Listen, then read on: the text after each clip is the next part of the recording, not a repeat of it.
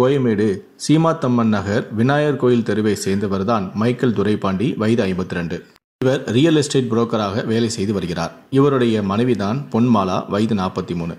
இந்த தம்பதிகளுக்கு 2 பிள்ளைகள் உள்ளனர்.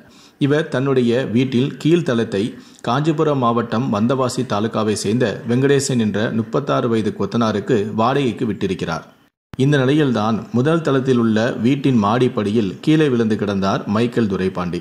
இதனால் அவரை மீட்டு குடும்பத்தினர் கீழ்ப்பாக்கம் அரசு மருத்துவமனைக்கு கொண்டு சென்றுள்ளனர்.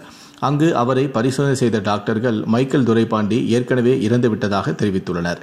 இது குறித்து கோயம்பேடு காவல் நிலையத்துக்கு தகவலும் தெரிவிக்கப்பட்டது. சம்பவ இடத்திற்கு வந்த போலீசார் மைக்கேல் துரைபாண்டியின் சடலத்தை மீட்டு பிரேத பசுமைக்காக அனுப்பி வைத்தனர். மேலும் மைக்கேல் துரைபாண்டி எப்படி இறந்தார் என்று கோயம்பேடு போலீசார் விசாரித்த போது பல திடுக்கிடும் தகவல்கள் வெளியானது. இது குறித்து கோயம்பேடு போலீசார் கூறுகையில், மைக்கேல் துரைபாண்டி வீட்டில் இருந்த சிசிடிவி கேமரா காட்சிகளை ஆய்வு செய்தோம். அப்போது அவருடைய வீட்டில் வாடகைக்கு குடியிருக்கும் வெங்கடேசன் மைக்கேல் துரைபாண்டியனை தள்ளிவிட்டு செல்லும் காட்சி அதில் பதிவாகியிருந்தது. அதனால் வெங்கடேசனை பிடித்து விசாரித்தோம். ஆனால் அவரோ முன்னுக்கு பின்முரணான தகவலை தெரிவித்தார். ஆனால் சிசிடிவி கேமரா பதிவுகளை வெங்கடேசனிடம் காண்பித்த போது அவருடைய முகம் மாறி வியர்த்து கொட்டியது. அதன் பிறகு வெங்கடேசன் என்ன நடந்தது என்பதை சொல்லத் தொடங்கினார். வெங்கடேசன் மைக்கேல் துரைபாண்டியனின் மனைவியிடம் அடிக்கடி பேசி வந்திருக்கிறார். இதனால் அவர்களுக்குள் தகாத உறவு ஏற்பட்டிருக்கிறது.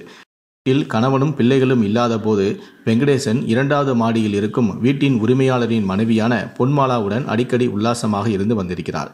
இது மைக்கேல் துரைபாண்டியனுக்கு தெரிய வந்து அவர் அதனை கண்டித்திருக்கிறார். அதனால் மைக்கேல் துரைபாண்டியனுக்கும் வெங்கடேசனுக்கும் இடையே அடிக்கடி வாக்குவாதமும் ஏற்பட்டு வந்திருக்கிறது. இந்த சூழலில்தான் தங்களுடைய தகாத உறவுக்கு தடையாக இருக்கும் மைக்கேல் துரைபாண்டியை கொலை செய்ய வெங்கடேசன் திட்டமிட்டிருக்கிறார். இதனால் அவர் 2வது மாடியிலிருந்து கீழே வந்திருக்கிறார். அப்போது அதனை கவனித்த வெங்கடேசன் பின்பக்கத்திலிருந்து மைக்கேல் துரைபாண்டியனை தள்ளிவிட்டு இருக்கிறார்.